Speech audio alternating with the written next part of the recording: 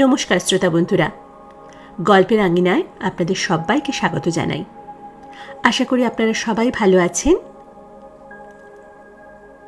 আপনাদের সবার কাছে আমার বিনীত অনুরোধ, আপনাদের যদি আমার গল্প পাঠ ভালো লাগে তাহলে অবশ্যই আমার ভিডিওটিকে লাইক, শেয়ার এবং সাবস্ক্রাইব করতে ভুলবেন না। সেই সঙ্গে নিচের কমেন্ট বক্সে কমেন্ট করে জানানোর অনুরোধ রইল যে আমার গল্প পাঠ আপনাদের কেমন লাগছে। গল্পের আঙিনায় আমরা শুনছি শ্রী সরঞ্জিৎ চক্রবর্তীর বিখ্যাত উপন্যাস কম্পাস। আজকে শুনব তৃতীয় পর্ব। রোদের জোর নেই একদম, তাই জাজেস কোর্টে নেমে হর্টিকালচারের সামনে দিয়ে হাঁটতে হাঁটতে এই মোড় পর্যন্ত আসতে কষ্ট হয়নি জিতুর। পাশাপাশি দুটো একই রকম বাড়ি দেখে একটু থমকে গেল। একটার নাম প্রিয়ম, অন্যটা সত্যম। ও পকেট থেকে ঠিকানাটা বের করে দেখল। আবার ওকে প্রিয়ম বিল্ডিংয়ে ঢুকতে হবে। দরজা দিয়ে ঢুকে একটু এগোলেই একটা পাথরের ডেস্ক মতো জায়গা। ওপারে নীল কালো উর্দি পরা দারোয়ান দাঁড়িয়ে রয়েছে। মুখটাও ওই পাথর দিয়েই বোধহয় তৈরি।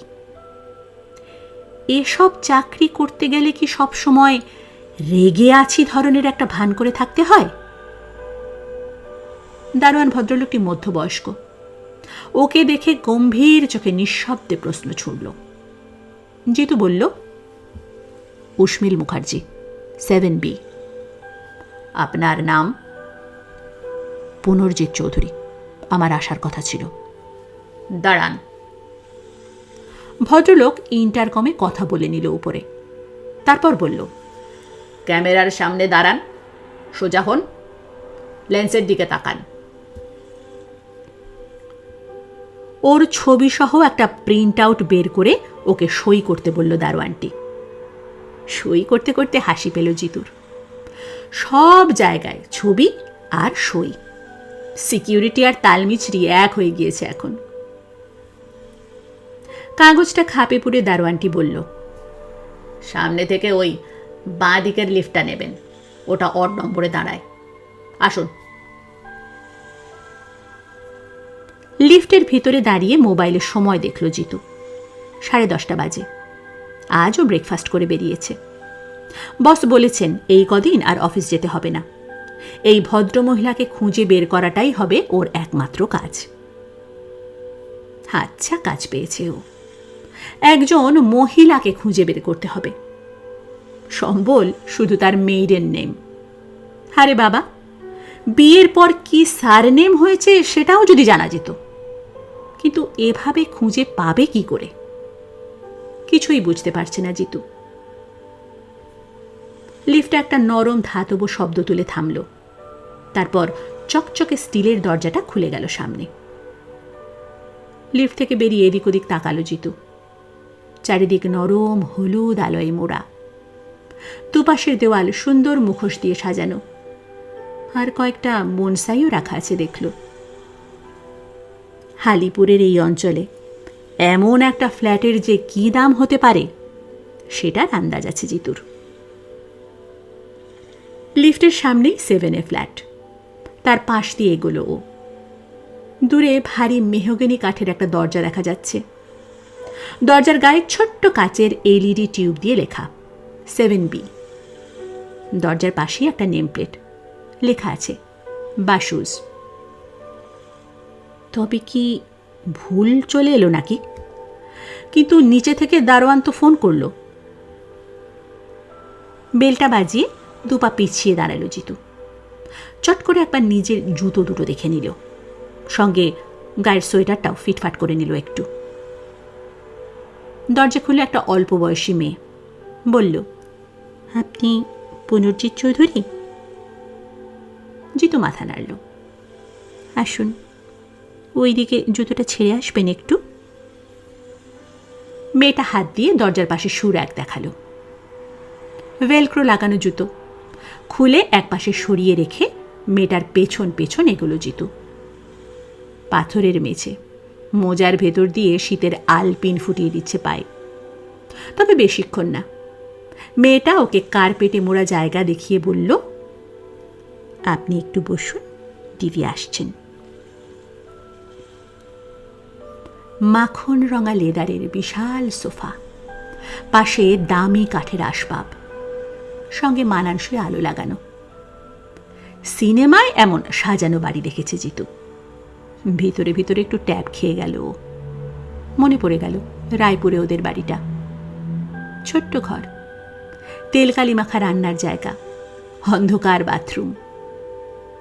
আর মনে পড়ে গেল সামনের ছোট্ট বারান্দার মতো জায়গায় মেঝেতে খবরের কাগজ বিছিয়ে উপর হয়ে লটারির টিকিট মেলানো বাবাকে। বুকটা জ্বালা করে উঠল আচমকা। মাথাটা কেমন যেন ভোঁতা লাগলো। সকালের অর্ধেক কাঁচা কচুরিটাই কি হজম হয়নি? জল খাবেন? মেয়েটা ফিরে এলো আবার। ও মাথা নাড়ল। কলকাতায় এই জিনিসটা দেখেছে ও। খাবে কি না জিজ্ঞেস করে সবাই, সরাসরি খাবার এনে সামনে রাখে না বিশেষ কেউ। মেয়েটা আবার বলল, ব্রেকফাস্ট করেছেন? দিদি বললেন জিজ্ঞেস করতে। আমি ঠিক আছি। জিতু সামান্য হাসল। মেয়েটা কিছু বলতে যাচ্ছিল, কিন্তু তার আগেই জিতু শুনল একটা গলা। ভুল থাকার জন্য তো খাবারের কথা জিজ্ঞেস করা হয়নি। জিতু সামান্য ঘাবড়ে গেল।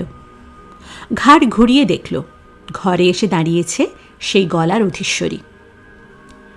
আমি উষ্মিল, তুমি পুনর্জিৎ তো? জিতু উঠে দাঁড়ালো। হ্যাঁ ম্যাম। ম্যাম? আর উঠে দাঁড়ালে কেন? আমি তোমার স্কুলের হেডমিস্ট্রেস নাকি? উষ্মিল সোজা তাকালো জিতুর দিকে। জিতু বেরিয়ে আসা দীর্ঘশ্বাসটাকে আটকালো কোনো মতে। উষ্মিলের দিকে তাকালে যে কোনো মানুষের চোখ আটকে যাবে। এক একজনের রূপের ভিতরে একটা সুপার গ্লু থাকে, চোখ সরানো যায় না। এরও তেমনি আছে। উষ্মিলের বয়স খুব বেশি হলে 24-25 মতো হবে, মানে ওর চেয়ে বছর 3 ছোট। কিন্তু মেজাজে তো পুরো হিটলার। এমন সুন্দরী আর রাগী মেয়ের সঙ্গে ঘুরে ঘুরে ওকে হারিয়ে যাওয়া মানুষ খুঁজে বের করতে হবে। সর্বনাশ।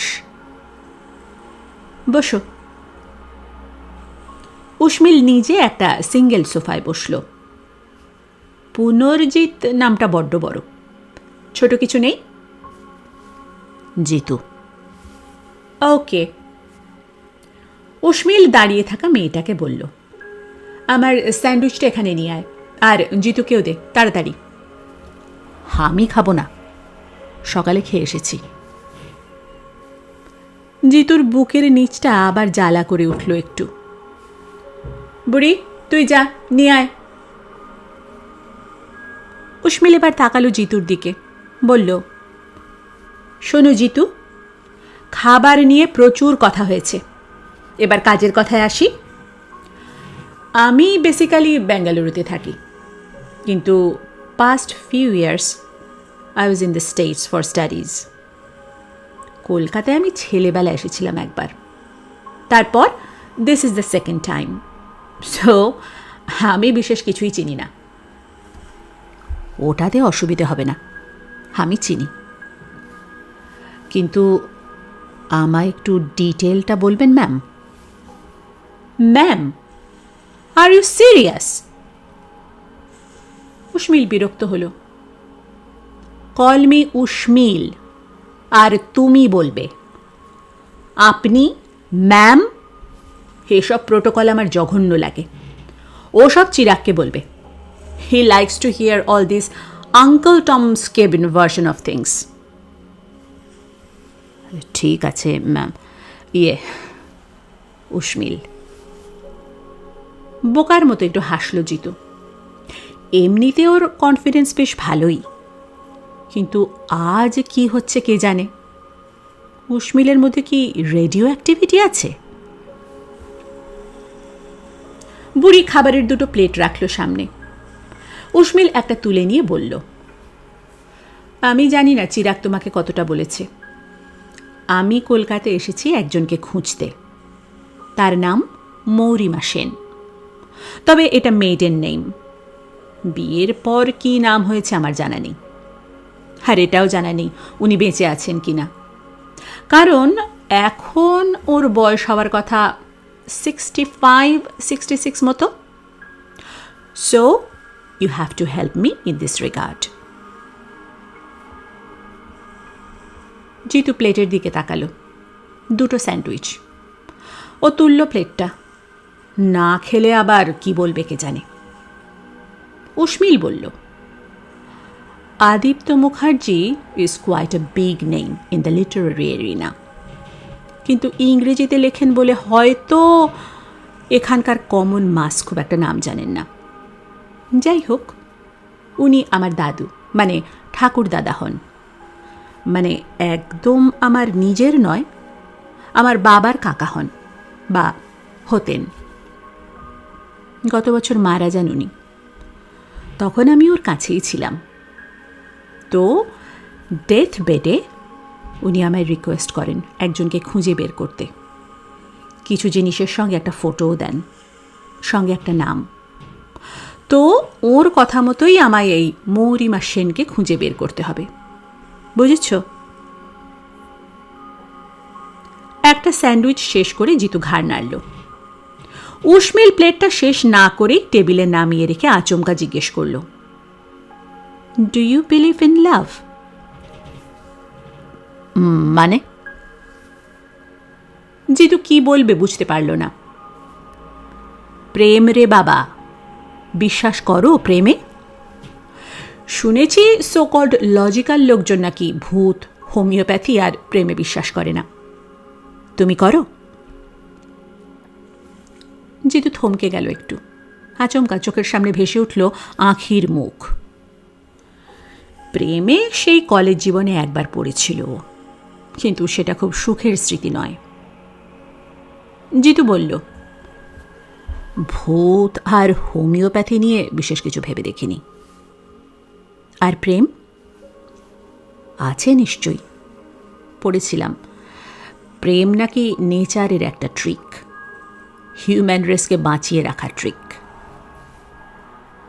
আমার দাদু, he was in love with that girl, তাই আমাকে খুঁজতে পাঠিয়েছেন এখানে। But keep this a secret. Press জানতে পারলে কিন্তু ঝামেলা হবে। প্লাস দাদু চাননি মৌরিমা সেনের কোনো সমস্যা হোক। হাজার হলেও শি ইজ ম্যারিড নাও। তাই আমি চেয়েছি এমন কারো হেল্প নিতে যে এটাকে গোপন রাখবে। কেমন? খাবার শেষ করে উষ্মিল ভিতরে গেল। যাওয়ার আগে বলল, আমরা এখনই বেরোবো, একবার বিবেকানন্দ রোডে যাব। জিতু উঠে জুতোটা পরে নিল, তারপর দরজা খুলে বেরিয়ে দাঁড়ালো করিডোরে। মিনিট 5 মধ্যে উষ্মিল বেরিয়ে এলো। নীল জিন্সের উপরে একটা সাদা উইন্ড চিটার পরেছে। ছেলেদের মতো করে কাটা চুলটা আঁচড়ে নিয়েছে একটু। এত সুন্দর কোনো মেয়েকে কোনোদিন দেখেনি জিতু। এমন মেয়েদের প্রেমে পড়তেও দ্বিধা হয়। মনে হয় এসব মেয়েরা দেবতাদের জন্য, সাধারণ মানুষদের এদের থেকে দূরে থাকাই ভালো। লিফটে উঠে একটু আড়ষ্ট হয়ে থাকলো জিতু। উষ্মিল কি পারফিউম মেখেছে কে জানে। মনে হচ্ছে হর্টিকালচারে চলা গোটা ফুলের এক্সিবিশনটা উঠে এসেছে লিফটের মধ্যে।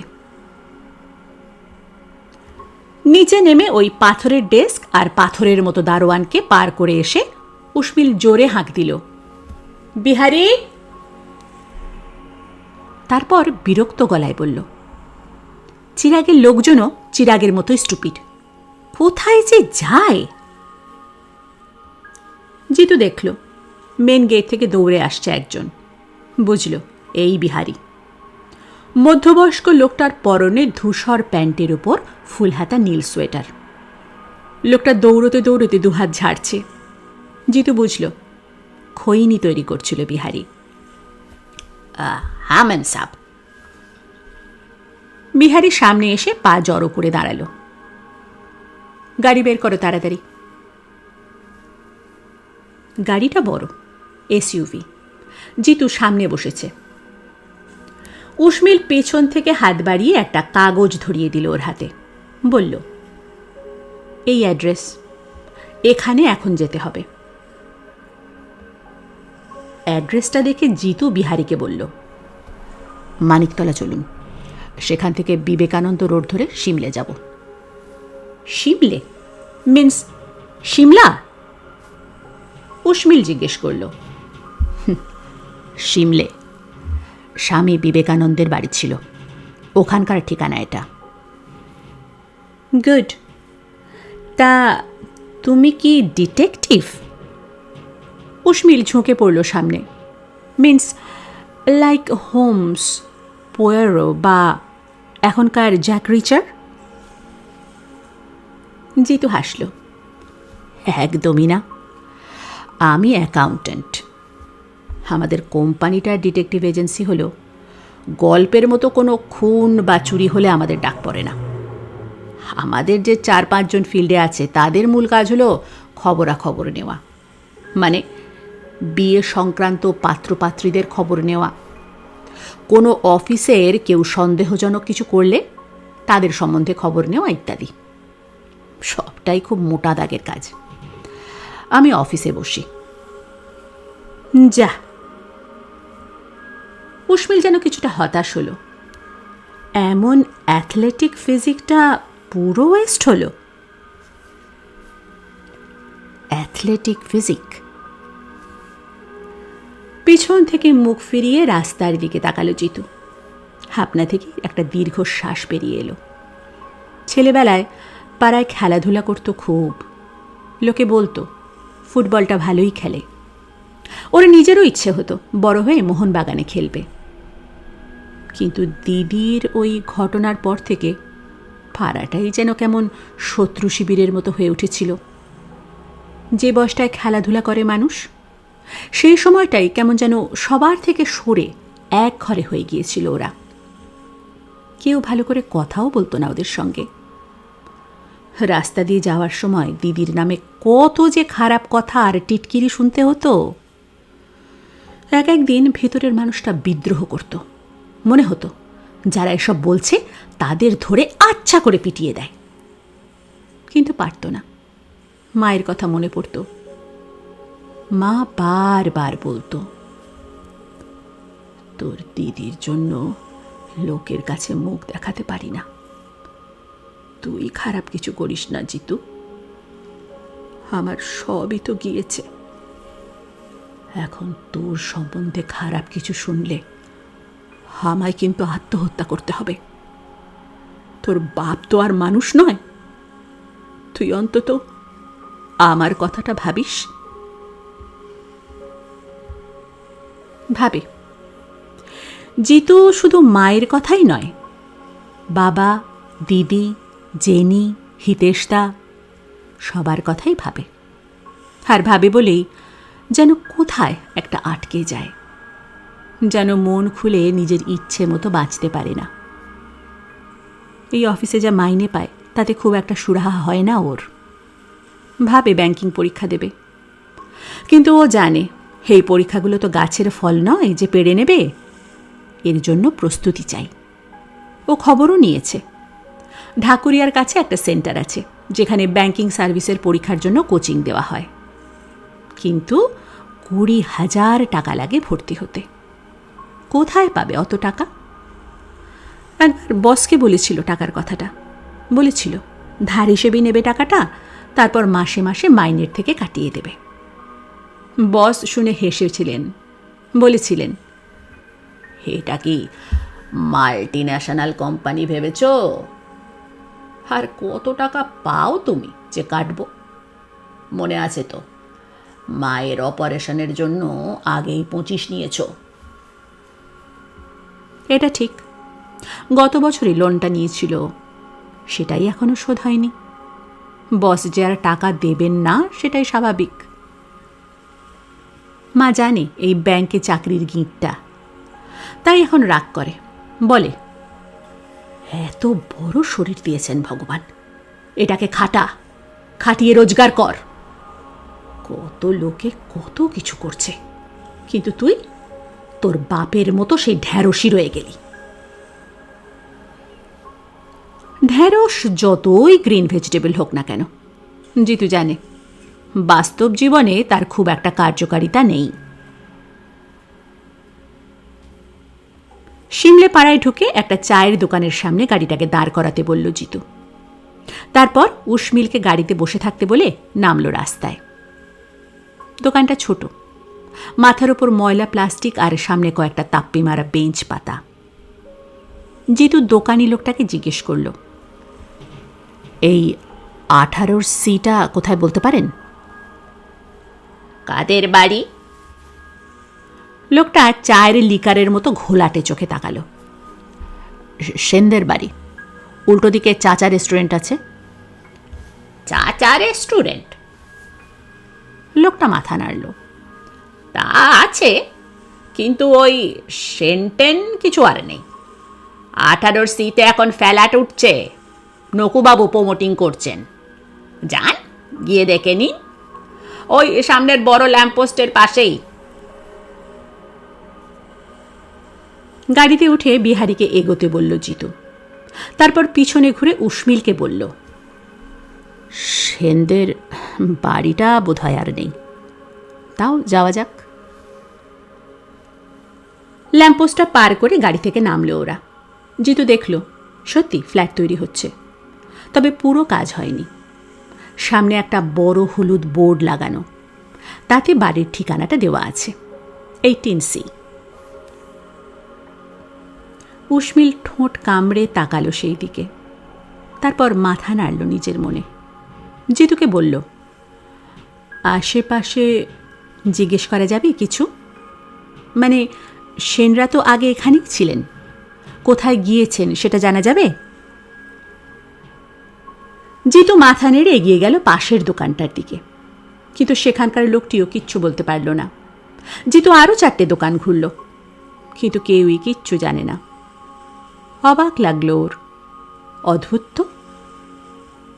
ও আশেপাশে মাথা ঘুরিয়ে দেখল রাস্তার ওই পারে একটা গমকল আছে, দেখেই বোঝা যাচ্ছে বেশ পুরনো। জিতু চট করে পার করলো রাস্তাটা, তারপর এগিয়ে গেল দোকানের দিকে।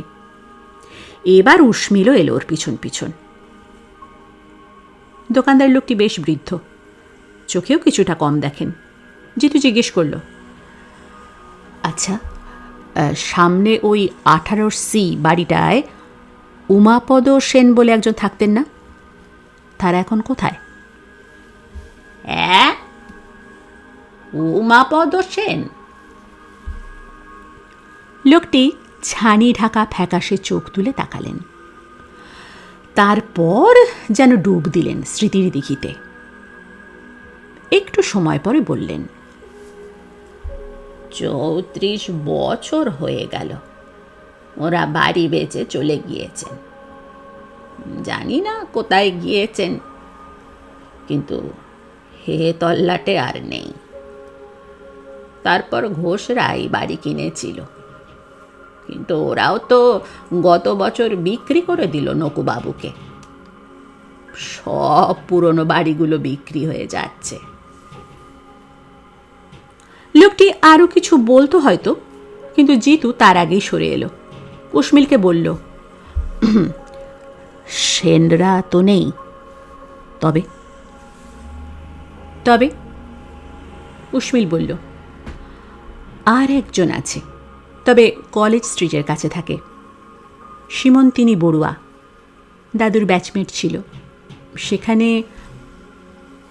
কিন্তু উসমিল কথাটা শেষ করতে পারল না। জিতুর বুক পকেটে আচমকা বেজে উঠল ফোনটা। সরি। জিতু কি করবে বুঝতে পারল না। উসমিল চোখ দিয়ে ফোনটা ধরতে বলল। ফোনের স্ক্রিনে চোখ রেখে বুকটা ছ্যাঁত করে উঠল জিতুর। দিদির নাম্বার। আবার হিতেশ আবার মেরেছে নাকি?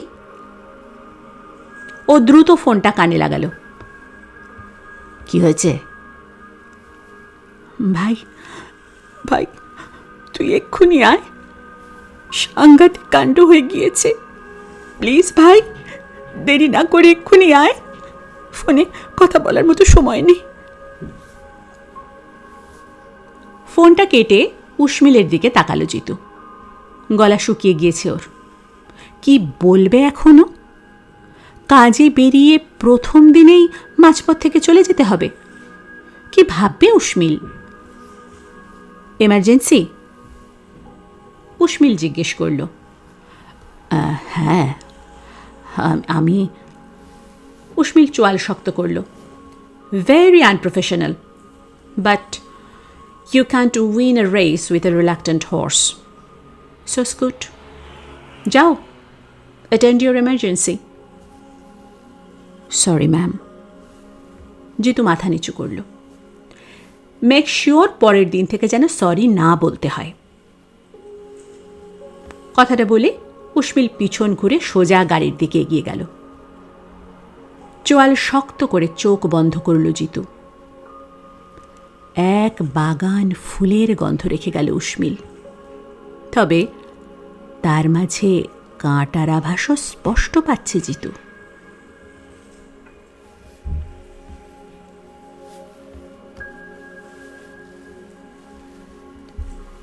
সোনুর জ্বর হয়েছে 2 দিন হলো। গড়িয়াহাটের এক ডাক্তারকে দেখাতে সোনুকে আমি আর বৌদি নিয়ে গিয়েছিলাম, কিন্তু সে এমন ফ্যাচাঙের ওষুধ দিয়েছে যে আমাদের ওখানে পাওয়া যাচ্ছে না। দাদা আমায় বলেছে মেডিকেল কলেজের কাছে যে ওষুধের দোকানগুলো আছে সেখানে খোঁজ করতে। আমি পকেটে হাত দিয়ে প্রেসক্রিপশনটা দেখে নিলাম।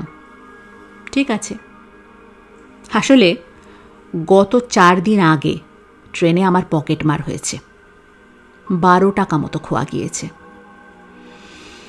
কি যে অসহায় লাগছে আমার। এত টাকা এইভাবে চোট হয়ে যাবে ভাবিনি। তবে কিছু করার নেই কারো। এমনিতেই চারিদিকে মারামারি বোমাবাজি চলছে, তার সঙ্গে প্রচুর মানুষ এসেছে বর্ডার ডিঙিয়ে।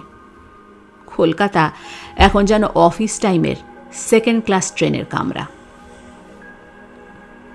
আজ ইউনিভার্সিটিতে ক্লাস হয়েছে কয়েকটা। আজকাল বেশিরভাগ দিনই ঠিকমতো ক্লাস হয় না। কলেজ স্ট্রিটে গন্ডগোল লেগেই থাকে। মাঝে মাঝে কারফিউ হয়। হাত তুলে আমাদের সার বেঁধে যেতে হয়। খুব বাজে লাগে। তবে আজ তেমন কিছু নেই। মানুষজন স্বাভাবিকভাবেই হাঁটছে রাস্তা দিয়ে। আমি মেইন রোড থেকে ডান দিকে বাঁক নিয়ে মেডিকেল কলেজের ভিতর ঢুকে পড়লাম। এখান দিয়ে শর্টকাট করে সেন্ট্রাল অ্যাভিনিউ থেকে উঠব। সোনুর ওষুধ কেনার পর আমায় নারায়ণী ছাপ মারা দোক্তাও কিনতে হবে, সেই বাবার পিসির জন্য। ভদ্রমহিলা দিনকে দিন মুদির ফর্দ ধরনের হয়ে উঠছেন। সব সময় এটা চাই আর ওটা চাই। ঠাকুমানা ট্রেড ইউনিয়নের নেতা কে জানে। আমি মাথা ঘুরিয়ে দেখলাম ইলেশ আর রচিত নিজেদের মধ্যে কথা বলছে। ওদের বলেছিলাম সঙ্গে আসতে হবে না, কিন্তু ঠিক এলো। মেডিকেল কলেজের সিঁড়ির সামনে এসে দাঁড়ালো ইলেশ। তারপর সিঁড়িটা দেখিয়ে বলল, এই সেই বিখ্যাত সিঁড়ি। উত্তম কুমার এখানেই শুটিং করেছিল না? আমি হাসলাম। তুই শালা দেবানন্দ ধর্মেন্দ্রর সিনেমা না দেখে আর কতবার সপ্তপদী দেখবি? জনি মেরা নাম দেখেছিস? ইলেশ বলল, আমি পাঞ্জাবি বলে বলছিস তো? দেখ, আমার বডিটা পাঞ্জাবির হলে কি হবে, ইঞ্জিন কিন্তু বাঙালির। জানিস আমি সমর সেন পড়ি। বুঝিস কিছু? রচিত ফুট কাটল। সিবিএতে ইমপ্রেস হবে ভেবেছিস? ইলেশ রেগে গেল।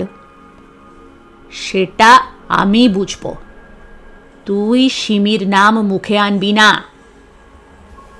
কেন, কপিরাইট আছে নাকি তোর? রচিত কাঁধের ঝুলা ব্যাগটা ঠিক করল। তুই আমায় টার্ম ডিকটেট করতে আসিস না। কেন, কি করবি? ইলেশ কোমরে হাত দিল। বোমা মারবি? আমি জানি না তুই কাদের সঙ্গে মেলামেশা করিস, তা বলে ভাবিস না আমি সেই জন্য তোকে ভয় পাব।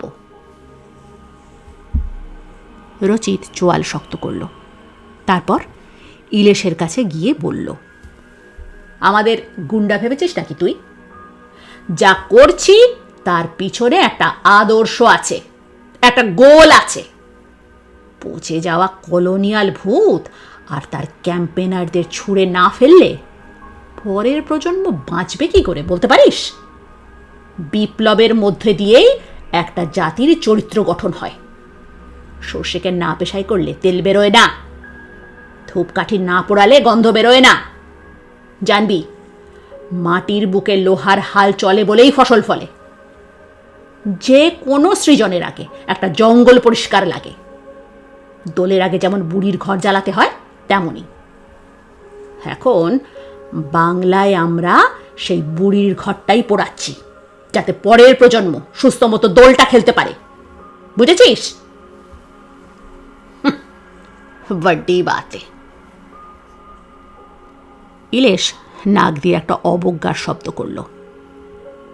মানুষ মারাকে জাস্টিফাই করছিস, অ্যানার্কিকে সাপোর্ট করছিস। সিমির সামনে হাতে ব্লাড নিয়ে দাঁড়াস কি করে তুই? হাতে ব্লাড মানে আমি মানুষ মেরেছি নাকি? রচিত প্রায় চিৎকার করে উঠল। যারা মারে তাদের তো মোরাল সাপোর্ট দিচ্ছিস। এসব জানলে না সিমি তোকে জুতো মারবে শালা। ইলেশ রচিতের উপর গলা চড়ালো। দেখলাম আশেপাশের সবাই বেশ মনোযোগ দিয়ে ঝগড়াটা দেখছে, আর সময়ের সঙ্গে সঙ্গে উৎসাহীর ভিড়টাও বাড়ছে। আমি মাঝে গিয়ে হাত দিয়ে দুজনকে দুদিকে ঠেলে সরিয়ে দিলাম। বললাম, কি করছিস তোরা? পাগল হলি নাকি? দেখ সবাই কেমন দেখছে তোকে। এই ইলেশ, চুপ কর। ইলেশ বলল, তুই আমায় বলছিস কেন? ওকে বল। ও জানে না কবে থেকে আমি সিমিকে ভালোবাসি? তাও শালা ওর পেছনে ঘুরে কেন? কাল দেখি সিমির ব্যাগ খুলে ওর টিফিন খাচ্ছে। সাহস বোঝ। আমি ঢোক গিললাম। ইলেশ জানে না, কিন্তু সিমির পিছনে রচিত ঘোরে না, সিমি ওর পিছনে ঘোরে। কিন্তু সেটা জানলে ইলেশ খুব কষ্ট পাবে। তাই আর সেটা বললাম না ওকে। বরং এবার রচিতকে বললাম, কি করছিস এসব রাস্তায়? পাগল হলি নাকি? রচিত বলল, এই বুর্জোয়া মেন্টালিটি আমার অসহ্য লাগে। সব ব্যাপারে উপর উপর কথা, মানুষ মারা, মোরাল সাপোর্ট, এসব বলার ওকে? স্বাধীনতার পর থেকে 23-24 বছর যে তথাকথিত গভর্নমেন্টের নাম করে নেতারা ছলে বলে কৌশলে মানুষকে শোষণ করছে, সেটা কি? সেগুলো চোখে পড়ে না? সাবজেক্টিভ ট্রুথ আর অবজেক্টিভ ট্রুথের মধ্যে পার্থক্য না বুঝে তর্ক করলেই হলো? আমি হাত জোর করে বললাম, ওরে সাবজেক্ট প্রেডিকেট বাদ দে। পুরো চড়কের মেলার মতো ভিড় লেগে যাবে এবার। ফুচকাওয়ালা বাদামওয়ালা এসে বসবে দেখবি। তোরা তোদের যুদ্ধ থামা। ইলেশ বলল, রচিতের সঙ্গে এক রাস্তায় হাঁটারও আমার ইচ্ছে নেই। যে দেশকে ভালোবাসে না সে মানুষ নয়, ওকে চীনে পাঠিয়ে দে। আর শোন, যদি বেশি বেগড়বাই করে না, আমিও মজা দেখিয়ে ছাড়বো বলে দিলাম। তুই ঘন্টা করবি। রচিত ওকে কাঁচকলা দেখালো। ইলেশ কিছু না বলে হন হন করে চলে গেল। এবার দেখলাম ভিড়টাও ভেঙে গেল ধীরে ধীরে। শুনলাম কে যেন আমায় উদ্দেশ্য করে বলল, শালা বেঁটেটা এসে সব গুবলেট করে দিল। আমি আবার হাঁটা দিলাম। রচিত আমার পাশে হাঁটছে এখন, তবে আর কোনো কথা বলছে না। সত্যি, সাইলেন্স ইজ গোল্ডেন। তবে সোনা দুর্লভ, বেশি পাওয়া যায় না। তাই আমি নীরবতা ভাঙলাম।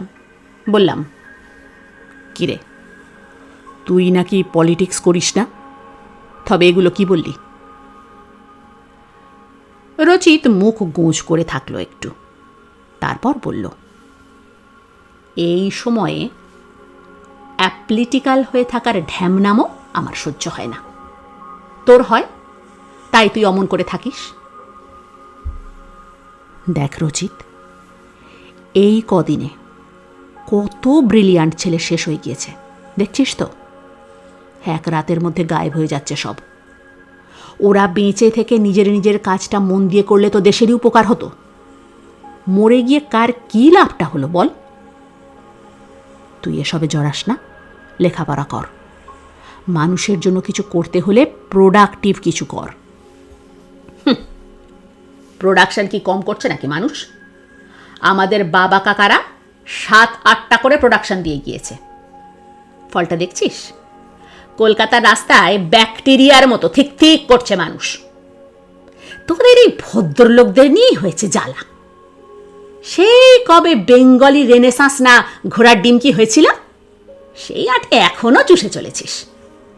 এখানে লং মার্চ দিয়ে শুধু হবে না, লংগেস্ট মার্চ করতে হবে। ওরে বাবা রে, দোকানে হাত দিলাম। তুই মাইরি তর্কতে নোবেল পাবি। এত কথা বলিস কি করে? মানে এই প্রথম আমি এমন একজনকে দেখলাম যে টানা 1 ঘন্টা কোনো সেন্স ছাড়াই কথা বলে গেল। রচিত বলল, তুই বুঝবি কি, তোর কলোনিয়াল হ্যাংওভারই কাটেনি। খোকা ইংরেজিতে গপ্প লিখছে শালা। আর না দাঁড়িয়ে রচিত হনহন করে চলে গেল। আমি হাসলাম নিজের মনে। হয়তো ভুলে গিয়েছে আমার সঙ্গে নিজেও ইংরেজিতেই এমএ করছে। রচিত বড়লোক বাড়ির ছেলে, বাবা কাকারা সবাই খুব বড় উকিল, তাই ওর পক্ষে সব বিপ্লবের রোম্যান্স মানায়।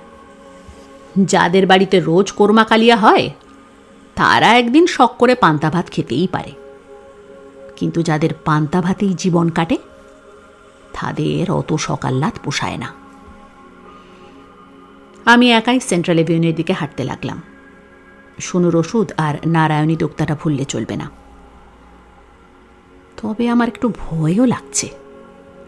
ইলেশ আর রচিত যেভাবে খোলা মনে অমায়িক গলায় ঝগড়া করেছে, তাতে ইউনিভার্সিটির কারো এই ভিড়ে সেসব শুনে ফেলা আশ্চর্য নয়। আর এটা যদি কোনো ক্রমে মৌরিমার কানে ওঠে তবে আর কথাই নেই। মৌরিমার যে রাজনীতির সম্বন্ধে প্রবল অনীহা, সেটা যতবার দেখা হয় আমার সঙ্গে ততবারই বলে। রাজনীতিতে জড়িয়ে পড়ে অল্প বয়সে ওর বাবার মৃত্যুটা ও এখনও মেনে নিতে পারে না। আমি পৃথিবীর কারো সঙ্গেই কোনো রকম তর্কে যাই না, আর মৌরিমার সঙ্গে তো সবে যাওয়ার প্রশ্নই নেই। ওকে আমার ভালো লাগে, মানে আরও ভেঙে বললে ওকে ভালোবাসি আমি। তাই কোনো মূল্যেই ও আমার ওপর রেগে যাক চাই না। এমনিতে ইউনিভার্সিটিতে যেটুকু সময়ও থাকে খুব সিরিয়াস মুখ করেই থাকে। লেখাপড়ায় যথেষ্ট ভালো, কিন্তু ওর কথায় এমন ভালো অনেকেই আছে। যে করেই হোক ওকে ভালো রেজাল্ট করে একটা বড় চাকরি পেতে হবে। আমাদের চেয়ে প্রায় 2 মাস পরেও জয়েন করেছে ক্লাসে, তাই নাকি পিছিয়ে পড়েছে ও। কিন্তু আমি জানি ক্লাসের সবার থেকে বেশ অনেকটা এগিয়ে আছে ও। তাই প্রায় সব সময় ওকে দেখি হয় আগের ইয়ারের কারো কাছ থেকে খাতা জোগাড় করে নোট টুকছে, লাইব্রেরিতে বসে রেফারেন্স বই থেকে পয়েন্ট লিখছে, নয়তো কোনো প্রফেসরের কাছে বসে ডাউট ক্লিয়ার করছে। এমন সিনসিয়ার স্টুডেন্ট আমি কোনো দিন দেখিনি। তাই এমন একটা মেয়ে হঠাৎ করে যে আমার বাড়িতে হাজির হবে সেটা বুঝতে পারিনি। সেদিন সন্ধেবেলা ওরা চলে আসার পর একটু ফাঁক দেখে বৌদি আমায় ধরেছিল, জিজ্ঞেস করেছিল, দীপু তোমার খুব বন্ধু না মেয়েটা? আমি এই ভয়টাই করছিলাম, কিন্তু এটাও জানতাম আমার মনের ভাব যদি বৌদি বুঝে ফেলে তবে আরও আমার পিছনে লাগবে। আমি বলেছিলাম ওই একসঙ্গে পড়ে। সে তো আরও অনেক মেয়েই পড়ে, কিন্তু ও তো একাই এলো না। সিমিকে দেখনি? সিমি মেয়ে নয়? বৌদি হেসে বলল, সে তো মেয়ে, কিন্তু মেম সাহেব যেভাবে সবাইকে ধমকে ঘর থেকে বের করে তোমার গোটা দখলটা নিয়ে নিল দেখলাম, তাই বলছি আর কি। সত্যি তুমি না। আমি উঠে পড়ার চেষ্টা করেছিলাম। দীপু, তুমি আবার লাভে পড়লে নাকি? আমাদের এই টিনের চালের বাড়িতে অমন রাজকন্যা মানাবে? বৌদি আলতো করে চিমটি কেটেছিল আমায়, তারপর হাত ধরে বসিয়ে দিয়েছিল জোর করে। আমি গম্ভীর মুখে বলেছিলাম, এসব কেন বলছো বৌদি? চারিদিকে সবাই ঘুরে বেড়াচ্ছে, কে কি শুনে কি মানে করবে, তারপর বাবাকে বলে দিলে বিরাট ঝামেলা হয়ে যাবে। এসব বলো না। বৌদি আমার মুখ থেকে থমকে গিয়েছিল একটু, তারপর ক্লান্ত গলায় বলেছিল, তুমি রাগ করলে দীপু? আমি অত ভেবে বলিনি। দেখো তো, সারাদিন কাজে কর্মে থাকি, সবার রান্না করা, বাসন মাজা, ফরমাইশ খাটার মধ্যে তোমার সঙ্গেই তো একটু ইয়ার্কি করি। তুমি রাগ করলে আমার খারাপ লাগবে। আমার লজ্জা লেগেছিল। বৌদিকে বলেছিলাম, হে মা, এসব কি বলছো তুমি? তোমার উপর কোনো দিন রাগ করেছি বলো? বৌদি যেন আমার কথা শুনছিল না। টুলের ওপর রাখা হ্যারিকেনের দিকে তাকিয়ে বলেছিল, আমিও ছেলেবেলায় খুব ভালো ছিলাম লেখাপড়ায়। ক্লাস 4-এ বৃত্তি পেয়েছিলাম, 6 থেকে 7-এ উঠেছিলাম ফার্স্ট হয়ে। বাংলার দিদিমণি আমায় চাঁদের পাহাড় বইটা কিনে দিয়েছিলেন, সঙ্গে একটা ঝর্ণা কলম। স্কুল ফাইনালের জন্য খুব ভালো প্রিপারেশন নিয়েছিলাম, কিন্তু তারপরেই বাবা মারা গেল। চা বাগানে চাকরি করতো তো। একদিন ফেরার পথে কারা যেন কুপিয়ে মেরেছিল বাবাকে। সেদিন কাজ সেরে শহরে গিয়েছিল বাবা, আমার জন্য খাতা কিনেছিল। মরার সময়ও খাতাটা হাতে ধরা ছিল বাবার। পরে আমি দেখেছিলাম সাদা খাতায় ঝাপ ঝাপ রক্ত লেগে আছে। আর পড়া হলো না আমার। জ্যাঠা কাকারা কলকাতায় এনে বিয়ে দিয়ে দিল। আমি বলেছিলাম, বৌদি থাক না এসব, যা হওয়ার হয়েছে। বৌদি বলেছিল, আজ ওই রাজকন্যাকে দেখে আমার খুব ভালো লেগেছে জানো দীপ। মনে হচ্ছে আমি পারিনি, কিন্তু আর একটা মেয়ে তো পেরেছে। দামাল ছেলেরা যতই আন্দোলন করুক আর যাই করুক, যতদিন না দেশের মেয়েদের মুক্তি হবে, ততদিন এদেশের কিচ্ছু হবে না। একজন মহিলা প্রধানমন্ত্রী দেখে কেউ যদি ভাবে দেশের মেয়েরা ভালো আছে, তবে কিন্তু খুব ভুল ভাববে, তাই না?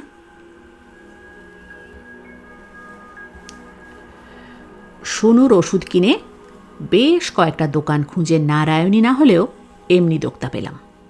মনে হলো ঠাকুমা কি বুঝতে পারবে? এই বয়সেও এমন ব্র্যান্ড কনসাস মানুষ আমি জন্মে দেখিনি। রাস্তায় একটা গোগো গগলস আর ড্রেন পাইপ প্যান্ট পরা ছেলে দাঁড়িয়ে সিগারেট খাচ্ছিল। আমি জিজ্ঞেস করলাম, কটা বাজে দাদা? ছেলেটা বলল, 3:45 ব্রাদার। 3:45? তবে আর ইউনিভার্সিটিতে ফিরে যাব না।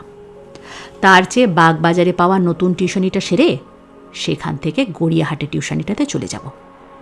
বাগবাজার থেকে দোতলা L9 ধরে নিলে সোজা গড়িয়াহাটে নামতে পারবো। লাল ডাবল ডেকারে চড়তে আমার ভালো লাগে খুব, বিশেষ করে দোতলায় উঠে সামনের সিটে বসলে কলকাতাকে একটা অন্য পার্সপেক্টিভ থেকে দেখা যায়।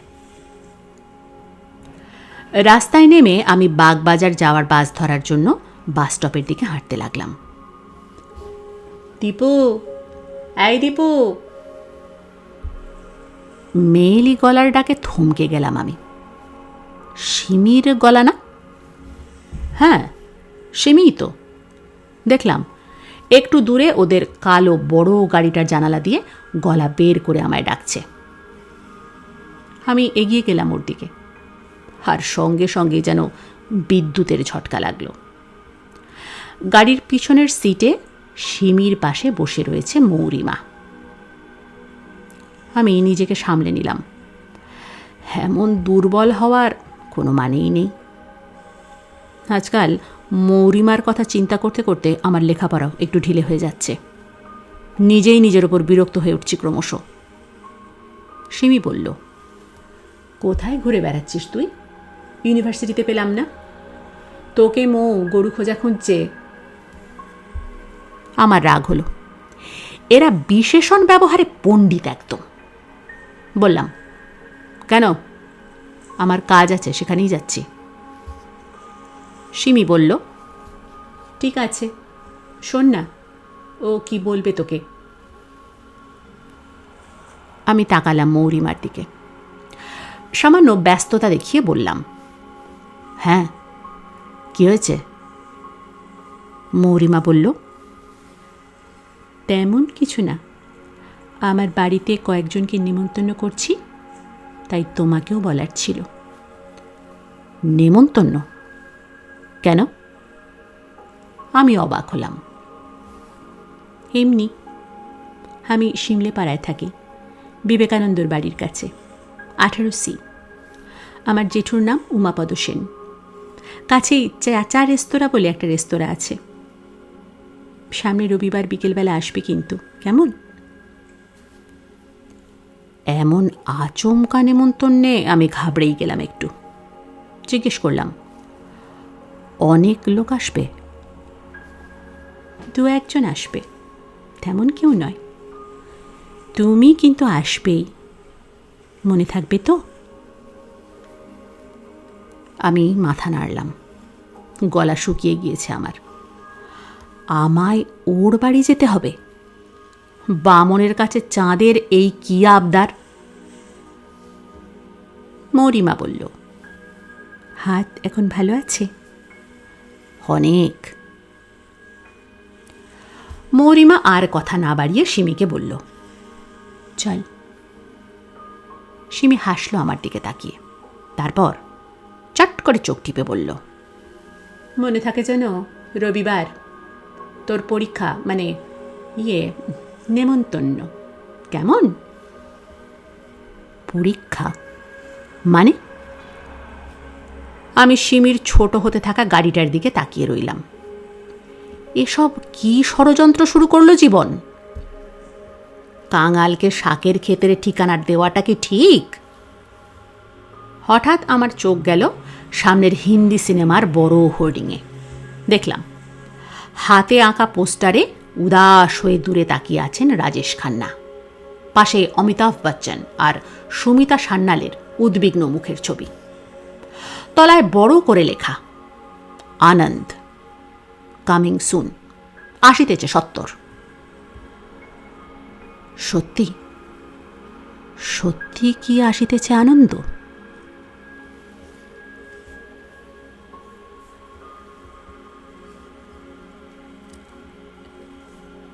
দিদি বসে আছে একা, হাতে ধরা ফ্রেমে লাগানো নীল টেবিল ক্লথ। সরু সুতো দিয়ে তাতে নকশা তুলছে দিদি। জাপানি প্যাগোডা, সবুজ পাহাড় আর পাথুরে মাটির মধ্যে দিয়ে এগিয়ে চলা একটা নদী ক্রমশ ফুটে উঠছে কাপড়ে। আর বৃষ্টি হচ্ছে। এক টানা বেহালার মতো করুণ সুরে বৃষ্টি হয়ে যাচ্ছে ক্রমাগত। ঘরে কোনো বাল্ব নেই, তবু কোথায় যেন আলো জ্বলছে। বাবা পাশের টেবিলে উপর হয়ে পেপার খুলে মিলিয়ে চলেছে লটারির টিকিট। আর তারপর শব্দ হলো একটা। দরজার দিকে ঘুরে তাকালো দিদি। আজ কে এলো এমন বৃষ্টিতে? দিদি খুলে দিল দরজাটা, আর রেইনকোট পরা একজন ঢুকে এলো ঘরে। মাথার টুপিটা নামানো, দেখা যাচ্ছে না মুখ। দিদি কি যেন বলল লোকটাকে, আর সঙ্গে সঙ্গে মাথার টুপি খুলে লোকটা মুখ তুলে তাকালো। আরে, এ তো হিতেশ, কিন্তু এমন মুখময় রক্ত কেন? দিদি ধরতে গেল হিতেশকে, কিন্তু পারল না। হিতেশ তার আগেই মাথা ঘুরে পড়ে গেল মাটিতে। হিতেশ দা! জিতু চিৎকার করে উঠে বসল। দেখল পাশের খোলা দরজা দিয়ে ওর দিকে অবাক হয়ে তাকিয়ে আছে বিহারী।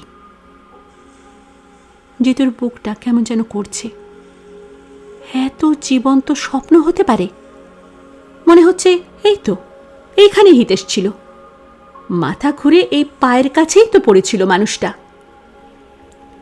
কি জিতু দাদা, পেট গরম হলো? বিহারী ওর ভাঙা বাংলায় জিজ্ঞেস করল। জিতু কিছু না বলে কপালে জমে থাকা ঘামের বাষ্প মুছল রুমাল দিয়ে। কি ছিল স্বপ্নটার মধ্যে যে এমন ঘেমে গেল? ছেলেবেলায় দেখা হিতেশের সঙ্গে এখনকার হিতেশ মিলেমিশেই কি এমন একটা স্বপ্ন তৈরি হলো? বিহারী আবার জিজ্ঞেস করল, কি হলো জিতু দাদা, তবিয়ত খারাপ কা? জিতু হাসল সামান্য, তারপর নেমে দাঁড়ালো গাড়ি থেকে। বলল, না, তবে কাল রাতে ঘুম হয়নি। এটাই তো বয়স ঘুম না হওয়ার। বিহারী হাসল, আমাদেরও তো ঘুম হতো না, फिर शादी हुई और अब साला এত পরেশানি যে এখনো ঘুম হয় না। জিতু সামান্য হেসে ব্যাংকের গেটের দিকে তাকালো। প্রায় ৪৫ মিনিট হয়ে গিয়েছে উসমিল গিয়েছে। তাই বসে থাকতে থাকতে শরীরটা কেমন যেন ঝিমিয়ে পড়েছিল। কিন্তু ব্যাংকে এতক্ষণ তো লাগার কথা নয়। আজ সকাল থেকে হাওয়া দিচ্ছে খুব, ঠান্ডাটা ভালোই পড়েছে। জিতু ঘুমের শেষ ২-৪টে বিন্দু তুলে ফেলল ঘষে ঘষে। এখান থেকে আজ কলেজ স্ট্রিটে যেতে হবে, সেই সীমন্তিনী বড়ুয়ার কাছে। নেতিয়ে থাকলে চলবে না। বিহারী বলল, আন্দারে যাবেন না কি বাবু? ম্যাডাম রাগ করতে পারেন কিন্তু। জিতু পাত্তা দিল না। এত সময় কেন লাগছে ওকে দেখতে হবে। ও চট করে ঢুকে গেল ব্যাংকে। ভেতরে ঢুকে এদিক ওদিক তাকালো জিতু। উসমিল কোথায়? ও এগিয়ে গেল সামনে। টাকা তোলার লাইনে বেশ ভিড়, তবে ক্যাশে বসা লোকটাকে দেখে মনে হলো না তার কোনো তাড়া আছে। আচ্ছা, মুশকিল, কোথায় গেল মেয়েটা? এই যে, কি হচ্ছে? গলাটা শুনে চট করে পিছনে ফিরল জিতু। দেখল ভুরু কুঁচকে ওর দিকে তাকিয়ে রয়েছে উসমিল। জিতু বলল, আপনার লেট হচ্ছে দেখে ভিতরে এলাম, যদি কোনো প্রবলেম হয়ে থাকে। উসমিল ঠোঁটটা টিপে মাথা নাড়ল, তারপর বলল, এটা কি অ্যামাজনের জঙ্গল? আমার কি প্রবলেম হবে এখানে? বলেছিলাম না গাড়িতে বসে থাকতে, এলে কেন? দেরি হচ্ছিল তাই। তো কাজে দেরি হতেই পারে। তোমার আজও কেটে পড়ার প্রোগ্রাম নাকি? চলো এখন, ট্রাফিকের যা অবস্থা, এই বালিগঞ্জ থেকে কলেজ স্ট্রিট যেতে খুব ঝামেলা হবে। উসমিলকে ব্যাংক থেকে বেরোতে দেখেই বিহারী চট করে গাড়ির ভিতর ঢুকে গেল। জিতু সামনের সিটে বসে বেলটা লাগিয়ে বলল, সূর্য সেন স্ট্রিটে চলুন, সিআইটি রোড ধরে মৌল আলী হয়ে শিয়ালদা ধরবেন। উসমিল বলল, তোমাদের রাস্তার অবস্থা খুব খারাপ, ভেরি ব্যাড। এত ওয়ার্কার্স যে কি বলবো। কি করে থাকো এই শহরে? জিতু কিছু না বলে জানালা দিয়ে তাকালো। বাইরে থেকে লোকজন এসে এই শহরটার খুব নিন্দে করে, কিন্তু ওর তো খারাপ কিছু মনে হয় না। ওর মনে হয় প্রতিটা শহর ঠিক মানুষের মতো। মানুষ যেমন এক একজন এক এক রকম, শহরও তাই। তার নিজস্ব একটা চলন আছে, চরিত্র আছে, একটা খামখেয়ালিপানা আর দুষ্টুমি আছে। হতে পারে শহরটা খুব একটা দাড়ি কামানো, চুল আঁচড়ানো আর পারফিউম মাখা নয়, কিন্তু একটা রাখালিয়া দুষ্টুমি আর নিয়ম ভাঙা বাউন্ডুলে পানা লেগে আছে এর চোখে মুখে। যতই তার পুরনো বাড়িঘর ভেঙে নতুন ফ্ল্যাট আর শপিং মল তৈরি করা হোক না কেন, এই শহরের সেই স্কুল পালানো ভবঘুরে পানাটা কিন্তু এখনো কেউ পাল্টাতে পারেনি। আচ্ছা, তোমায় ডিটেকটিভ এজেন্সিতে চাকরিটা কে দিয়েছে বলো তো? উসমিল জিজ্ঞেস করল। জিতু সময় নিল একটু, বুঝতে পারল না হঠাৎ এমন একটা প্রশ্ন কেন করছে উসমিল। ও বলল, পেপারে বিজ্ঞাপন দেখে অ্যাপ্লাই করেছিলাম, বস ইন্টারভিউ নিয়েছিলেন, হয়ে যায় কাজটা। খুব ভুল করেছে, উসমিল বলল। যা ডিটেকটিভের ছিরি, ব্যাংকের ওই কটা মানুষের মধ্যে আমায় খুঁজে পাচ্ছে না, আর তেমন মেমোরি পাওয়ার। জিতু কি বলবে বুঝতে না পেরে পিছনের দিকে তাকালো। প্রথম দিনই বলেছি ম্যাম হ্যাম নয়, আমায় উসমিল আর তুমি করে বলবে, কিন্তু you have serious issues dude. Accounts মেলাতে পারো ঠিক মতো? জিতু হাসলো একটু, বলল, সময় লাগবে একটু, আমি অতটা স্মার্ট নই। এই তো কথা ফুটেছে ছেলের। আজ কলেজ স্ট্রিট থেকে আমায় তোমাদের গঙ্গাটা দেখাতে নিয়ে যাবে। আর কবে আসতে পারবো কলকাতায় জানি না তো, দাদুর কাজটা সেরে ফেললে হয়তো আর আশাই হবে না। জিতু রাস্তার দিকে মুখ ফেরালো আবার। উসমিলের শেষের কথাটুকুর মধ্যে কি একটা সূক্ষ্ম বিষণ্ণতা লুকিয়েছিল? আচ্ছা, ওরই বা একটা হালকা মন খারাপ লাগছে কেন? নিজেরই হাসি পেল জিতুর। কি হয়েছে ওর? ও কি ভুলে গিয়েছে ওর নিজের পরিস্থিতি, বাবা মায়ের কথা, দিদির অবস্থা? আচমকাই আবার স্বপ্নের কথাটা মনে পড়ল। ভাবল, গত পরশু তো গিয়েছিল ওখানে, আজ কেমন আছে ওরা? সেদিন ফোনটা পাওয়ার পর দিদির বাড়িতে যেতে আর দেরি করেনি জিতু, যদিও উসমিল রেগে গিয়েছিল খুব, কিন্তু সেসব নিয়ে তখন বিশেষ মাথা ঘামায়নি। ওই শিমলে পাড়া থেকে খান্না সিনেমা খুব একটা দূরে নয়।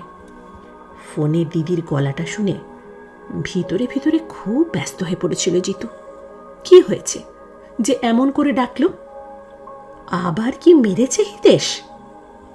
যদি আবার দিদির গায়ে হাত দেয় তবে আজ একটা হেস্তনেস্ত করে ছাড়বে।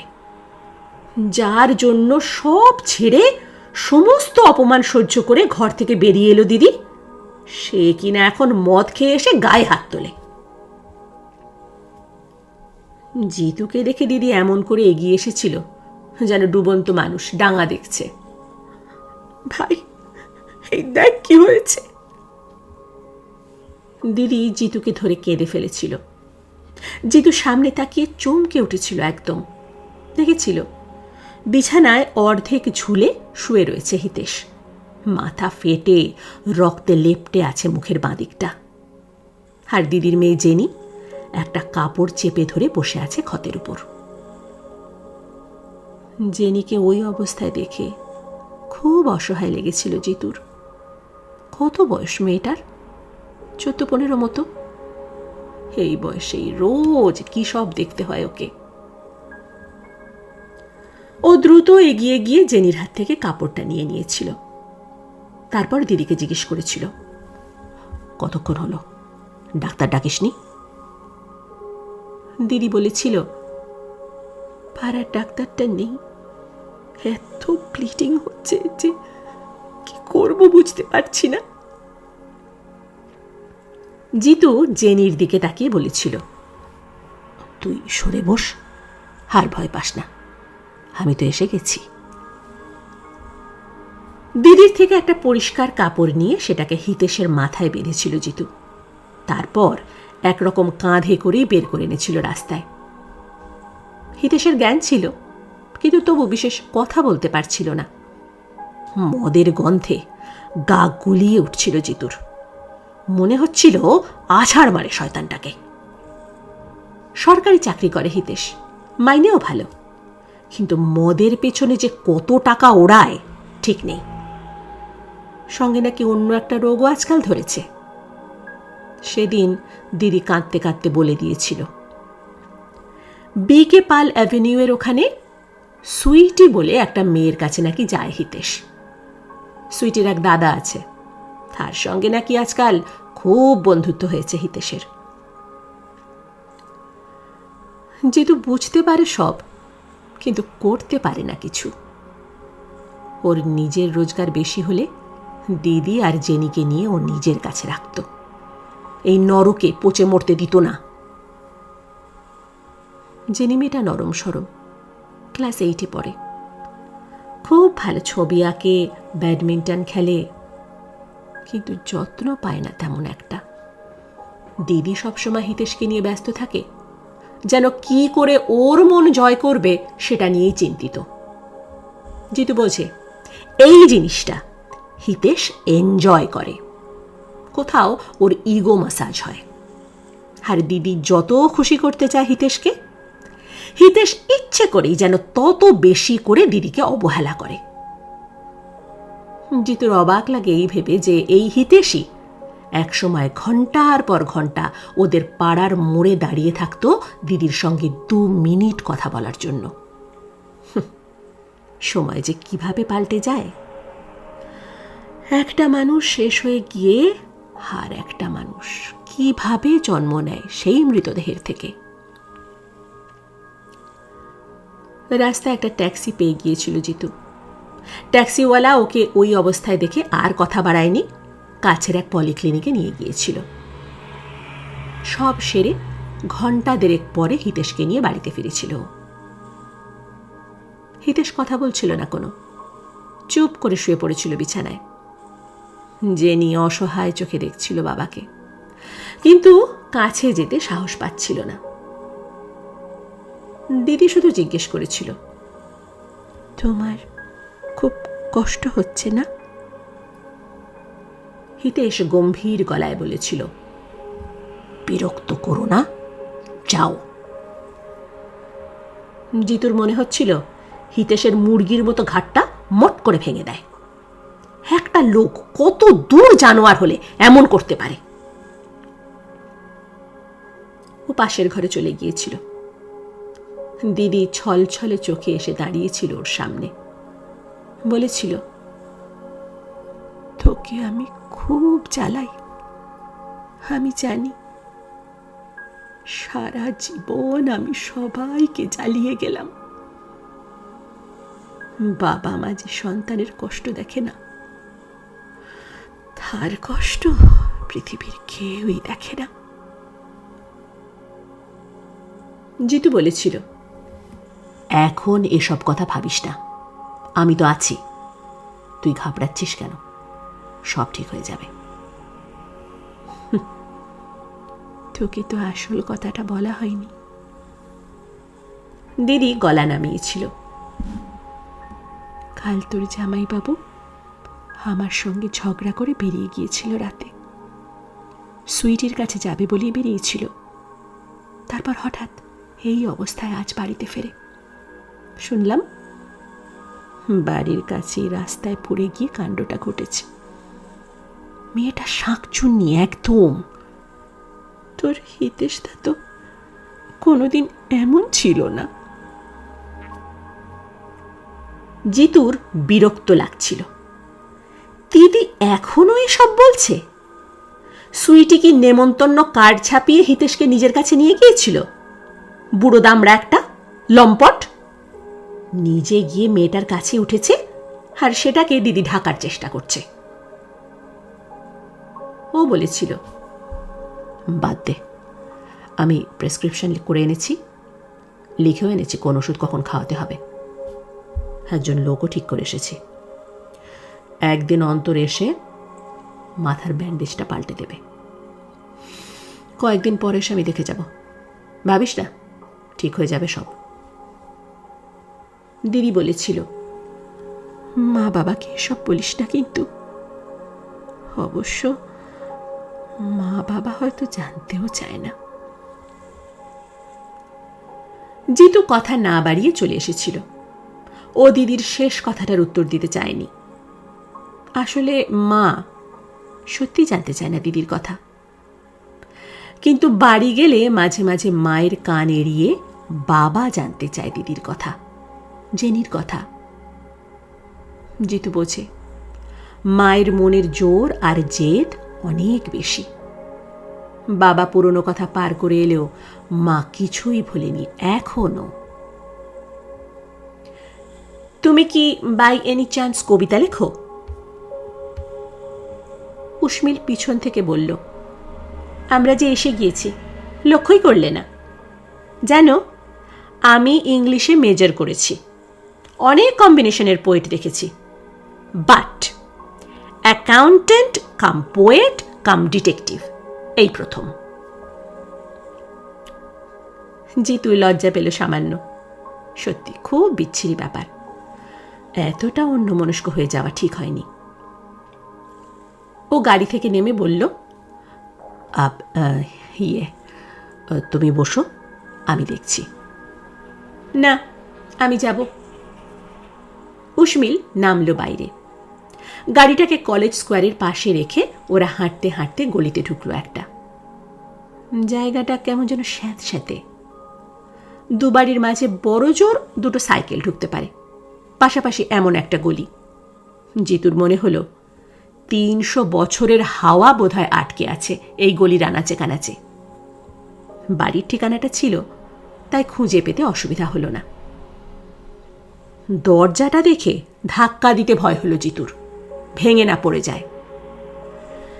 কিন্তু উর্মিল ওসব পাত্তা না দিয়ে কয়েকবার জোর ধাক্কা দিল দরজায়। সামান্য সময় পরে খুলে গেল দরজা। একজন বৃদ্ধ মানুষ। দেখে জিতুর মনে হলো 80-র উপর বয়স। মুখের চামড়ায় মশারির জালের মতো কাটাকুটি। দাদু, এখানে সীমন্তিনী বড়ুয়া থাকেন? উর্মিল জিজ্ঞেস করল। দাদুটাকে? ভদ্রলোকের ঘোলাটে চোখ দুটো যেন দপ করে জ্বলে উঠল। উর্মিল গলার স্বর না পাল্টে বলল, ভাই, সীমন্তিনী বড়ুয়ার বাড়ি কি এটা? চ্যাংরামো হচ্ছে। ভদ্রলোক রেগে গেলেন। কি হয়েছে ঠাকুরদা? পিছন থেকে একটি অল্প বয়সী মেয়ে এগিয়ে এসে দরজায় দাঁড়াল। ভদ্রলোক বললেন, আমায় ভাই বলছে, দেখেছিস? উর্মিল বলল, আপনি তো দাদু বলায় রেগে গেলেন। মেয়েটি হাসল, তারপর বলল, ঠাকুরদা, তুমি ঘরে যাও, আমি দেখছি। জিতু উর্মিলের দিকে তাকে ইশারায় চুপ করতে বলে মেয়েটিকে বলল, সীমন্তিনী বড়ুয়া এখানে থাকেন? সীমন্তিনী? মেয়েটি ভাবল একটু সময়, তারপর মনে পড়ে গিয়েছে এমন করে বলল, হারে, পিসি দিদা থাকতো বিয়ের আগে, আর তো থাকে না। এটা ওর অনেক বাড়ির একটা। এখন তো হাবড়ার কাছে থাকে, কল্যাণগড়ে। হাওড়া? উর্মিল জিজ্ঞেস করল। না, হাবড়া, উত্তর 24 পরগনায়। মেয়েটি হাসল, তারপর জিতুকে বলল, ঠিকানা দেব? মোবাইল নম্বর আছে? জিতু জিজ্ঞেস করল। না, আসলে খুব একটা যোগাযোগ নেই তো, তাই। উর্মিল বলল, ঠিকানাও চলবে। মেয়েটা জিতুর দিকে তাকিয়ে হেসে বলল, 1 মিনিটে নিয়ে আসছি। 1 মিনিটের আগেই ফিরে এলো মেয়েটা। জিতু পকেট থেকে একটা ছোট্ট প্যাড বের করে লিখে নিল ঠিকানাটা। মেয়েটা হেসে বলল, আপনার নাম? পুনর্জিৎ। থ্যাঙ্কস। জিতু হাসল। মেয়েটা পাল্টা হেসে কিছু বলতে গেল, কিন্তু তার আগেই উসমিল বলে উঠল, আমরা এলাম, সরি ফর দ্য ট্রাবল। গাড়ির কাছে এসে জিতু জিজ্ঞেস করল, সীমন্তিনী কে? ইনি দাদুদের ব্যাচমেট ছিলেন আর মৌরিমার ক্লোজেস্ট ফ্রেন্ড। দাদুদের কাছে সীমন্তিনীর এই বাড়ির ঠিকানা ছিল শুধু। বাগবাজারের কাছে আর একটা বাড়ির ঠিকানাও ছিল, তবে সেটা সীমন্তিনীদের এক রিলেটিভের। কিন্তু দাদু নাকি খবর পেয়েছিল সেই বাড়িটা এখন আর নেই। জিতুর অবাক লাগলো। প্রেমের জন্য মানুষ এমন করে? কে জানে, হয়তো কেউ কেউ করে। সত্যি, truth is stranger than fiction. এখন কোথায়? হাওড়া। মোটামুটি 2-2.5 ঘন্টা লাগবে কিন্তু বাই রোড। সামনের সিটে উঠে জিজ্ঞেস করল জিতু। না, গঙ্গা দেখব। উসমিল হাসল, তারপর বলল, আচ্ছা, কাল বুড়ি একটা শব্দ বলছিল, ঝাড়ি, সেটার মানে কি ফ্লার্টিং? থতমত খেল জিতু। এই মেয়েটাকে নিয়ে পারা যাচ্ছে না, কখন যে কি বলে বসবে ঠিক নেই। ও বলল, কেন? ওই মেয়েটা তোমার সঙ্গে ঝাড়ি করছিল। ধ্যাৎ। জিতু সামান্য লজ্জা পেল। উসমিল হঠাৎ কঠিন গলায় বলল, যদি মৌরিমা সেনকে খুঁজে না দিতে পারো, মেয়েদের সঙ্গে সব ঝাড়ি একদম বের করে দেব। কাজে নেমে ফোন আসছে, ঝাড়ি চলছে, টোটাল আনপ্রফেশনাল একদম, সঙ্গে ক্যালাস। বিকম অনার্স করে কেউ এমন এরান্ড বয় হয়? দাঁড়াও না, তোমায় মজা দেখাচ্ছি। কোনো দিন ভুলতে পারবে না আমার সঙ্গে তোমার দেখা হয়েছিল।